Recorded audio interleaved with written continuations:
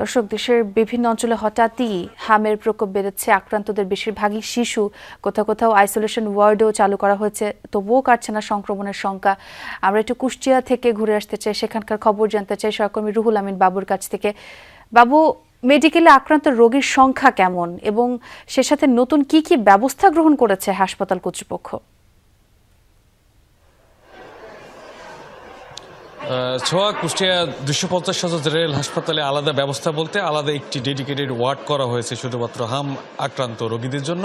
আর কুষ্টিয়ার জেলার যদি হিসেবটা আপনাকে বলি, গতকালকে ছিল কিন্তু কুষ্টিয়া জেনারেল হাসপাতালের তথ্য অনুযায়ী যে 24 জন, আজকে কিন্তু 35 জন এখন পর্যন্ত ভর্তি রয়েছে। শিশু সহ যারা বয়স্ক আছে এমন ব্যক্তিকেও আমরা হামে আক্রান্ত হয়ে চিকিৎসা নিতে দেখছি এই হামের ওয়ার্ডটিতে।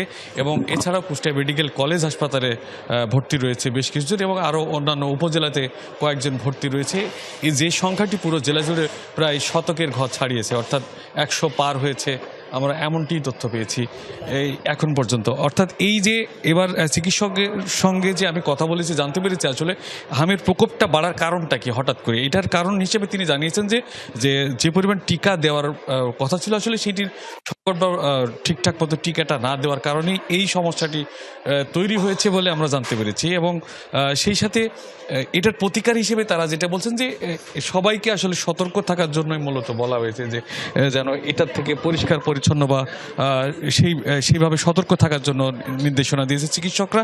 এবং এর যে আরেকটি গুরুত্বপূর্ণ বিষয় আপনাকে বলে রাখি, সেটি হচ্ছে যে এইটা অনেকটা এর যে ভাইরাসের যে প্রকোপটা, আসলে এর যে ধরনটি সেটি অন্যান্য বারের থেকে হামের যে ভাইরাসের ধরনটি সেটা অনেক শক্তিশালী, যে কারণে এটা অনেকটা করোনার মতো করে আসছে বলে চিকিৎসকরা জানিয়েছেন। এটার জন্য এখন সবাইকে সতর্ক থাকার পরামর্শ দিয়েছেন এবং খুবই দুশ্চিন্তার একটি বিষয়ও বটে। অনেক ধন্যবাদ বাবু আপনাকে।